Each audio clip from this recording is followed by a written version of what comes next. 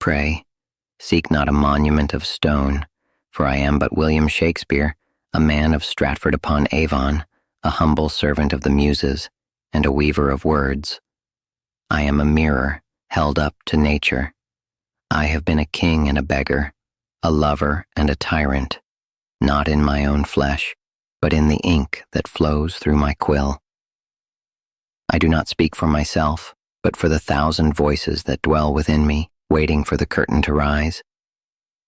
Between 1585 and 1592, I was a ghost in my own biography.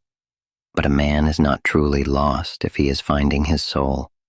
Listen to the tale of those wandering years, told in the tongue of the stage I would come to command. In 1585, I was a father of 3, a glover's son with a restless mind. The story goes that I fled Stratford under a cloud of scandal, poaching deer from Sir Thomas Lucy's estate at Charlecot. Perhaps the law's lash was at my heels, but truth be told, the town had become a cage. I felt the restless pulse of the world calling from the south. I left my Anne and the children, a heavy choice, but the muse is a jealous mistress who demands a pilgrim's journey. Where did I go? The world has guessed many a path. Some say I taught Latin in the north, sharpening my wit on the cold stones of grammar and the verses of Ovid. Others believe I trailed a pike in the Low Countries, seeing the bloody sweat of war that would one day haunt my Henrys. But the theater was my true destination. It is said I started at the very door of the playhouse, holding the horses of the noblemen who came to watch the shows. I stood in the mud and the stench, listening to the lines through the timber walls, learning the architecture of a scene before I ever dared to write one. By 1590, I was inside the walls. I began as an actor, a patcher of old scripts, a man of all work. I watched the great Christopher Marlowe and the university wits strut and fret. I realized that the English tongue was a wild, untamed garden, and I had the shears to prune it. In 1592, the silence was broken. Robert Greene, a scholar who despised my common birth, spat his venom in a pamphlet. He called me an upstart crow, beautified with the feathers of the learned, thinking himself the only Shakespeare in the country. He meant to bury me, but he only proved I had arrived. To be hated by the elite was my first true victory. Just as I found my footing, the plague descended upon London. The theaters were bolted shut to keep death at bay. It was a cruel irony, but it forced my pen into a different ink, the writing of my long poems and the first of my sonnets. The lost years were over.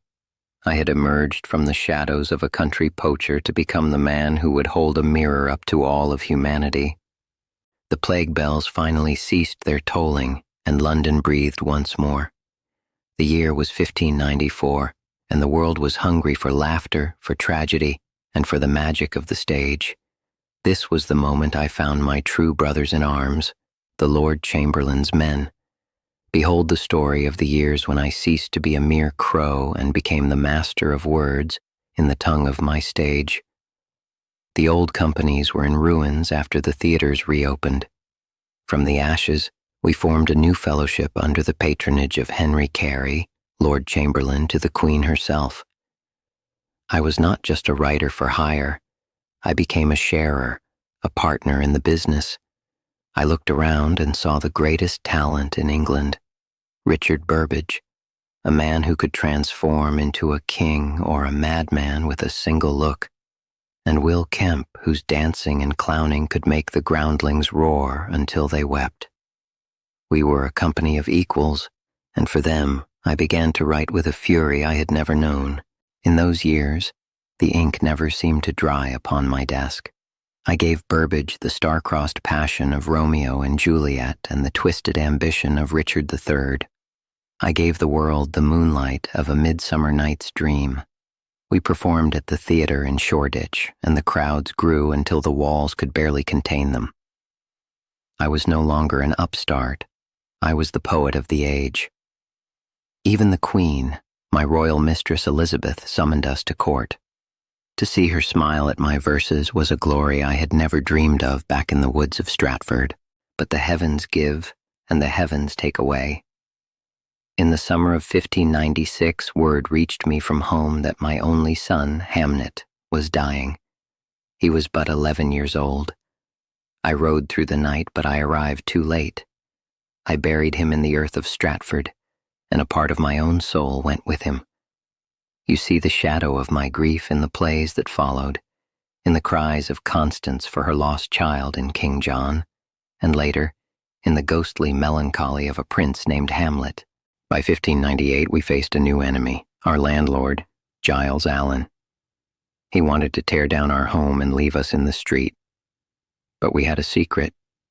Our lease said we owned the timber of the building, if not the land. On a freezing night in December 1598, while Allen was away celebrating Christmas, we arrived with hammers and saws. We dismantled the theater beam by beam. We carried the wood across the frozen Thames to the Southwark side. From those stolen timbers, we built a new temple, a wooden O that would hold the world. In the spring of 1599, we opened the doors to the globe. Above the entrance, we placed a sign, Totus mundus agit histrionem, all the world's a stage. And there, under the open sky, the true reign of the Lord Chamberlain's men began. The year was 1599, and the wooden O had risen from the stolen timbers of the north. When the first banners flew over the globe, I felt as though I finally held the world in my palm. This was my kingdom, a place of straw, oak, and stinking crowds, where the commoner and the courtier stood side by side to glimpse the soul of humanity. Behold the story of my golden years, when my quill knew no rest, in the tongue that granted me immortality. The globe was unlike any other place on earth. It could hold 3,000 souls, all leaning in to catch a breath of my verse. I wrote for the groundlings in the yard and the nobles in the galleries.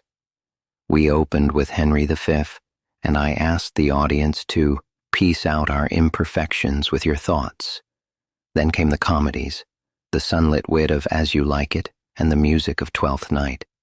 But as the century turned, the light began to shift. The air in London grew heavy with the aging of the Queen and the shadows of rebellion. In 1601, my father, John Shakespeare, passed into the great silence. His death, combined with the ghost of my son Hamnet, birthed a monster in my mind. I wrote Hamlet. I gave Richard Burbage a prince who could not find his way, a man caught between action and thought. The globe fell silent as he spoke to a skull. Every man in the yard saw his own mortality reflected in that bone. I was no longer just a playwright for profit.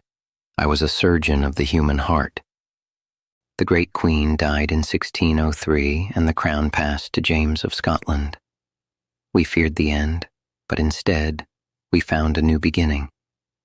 He took us under his royal wing, and we became the king's men. James had a dark mind, obsessed with witches and the divine right of kings. To please him, and to explore the depths of darkness, I wrote Macbeth and the bitter tragedy of King Lear. These were the years of the great tragedies. In the heat of the London summers and the frost of the winters, I birthed Othello, a study of the green-eyed monster that destroys the purest love. King Lear, where I stripped a king of everything to show the unaccommodated man beneath. Antony and Cleopatra, a tale of passion that shook the foundations of empires. The ink was my blood, and the stage was my altar. By 1608, I had explored the furthest reaches of human suffering and madness. I was tired, my eyes were dimming, and the plague was once again knocking at the city gates. I began to look toward the Blackfriars, our new indoor theater, and toward the quieter, more magical tales of my final years. The globe was more than a building. It was the mirror of nature. We saw the world through its circular walls. Even when the fire would later take it in 1613, the words we spoke there had already escaped into the air, forever part of the breath of England. The roar of the London crowds began to fade. replaced by the gentle rustle of the Avon. By 1610, I had given 30 years of my life to the shadows of the stage, and I felt the pull of the earth, the honest, quiet earth of Stratford-upon-Avon.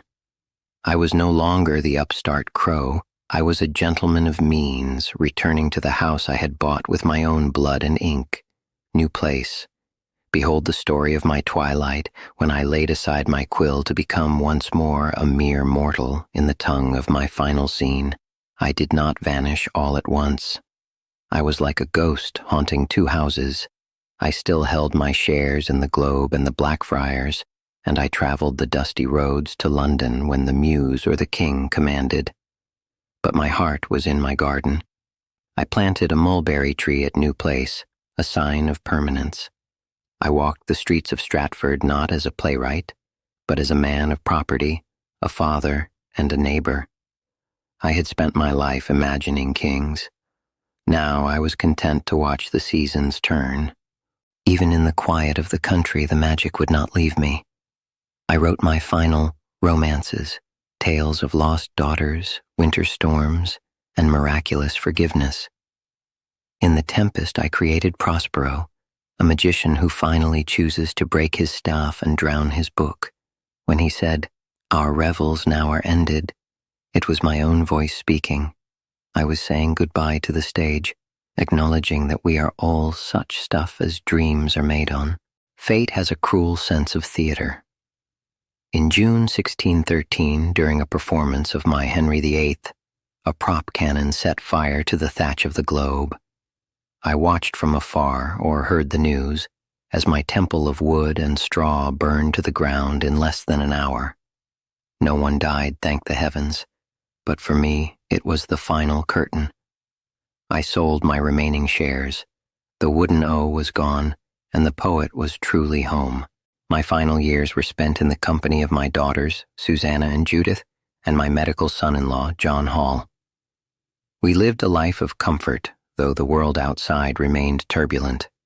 In early 1616, I sensed the fell Sergeant Death was making his arrest. I called for my lawyer to settle my will. I left my lands to Susanna, my gold to my friends, and to my wife, Anne. I left my second best bed. Do not judge me harshly for it. It was our marriage bed, the one we shared while the best was kept for guests. It was a final, private gesture of a life lived between the public eye and the secret heart. They say I died after a merry meeting and too much wine with my friends Ben Jonson and Michael Drayton. Perhaps. Or perhaps the fever simply claimed a man who had exhausted his soul. I was buried in the Holy Trinity Church, not in a grand monument in London, but under the stone of my parish. I wrote my own epitaph to keep the curious away. Blessed be the man that spares these stones, and cursed be he that moves my bones. I left behind 38 plays and 1,000 sonnets. I am gone, but as long as men can breathe or eyes can see, my words shall live, and they shall give life to every soul that dares to speak them.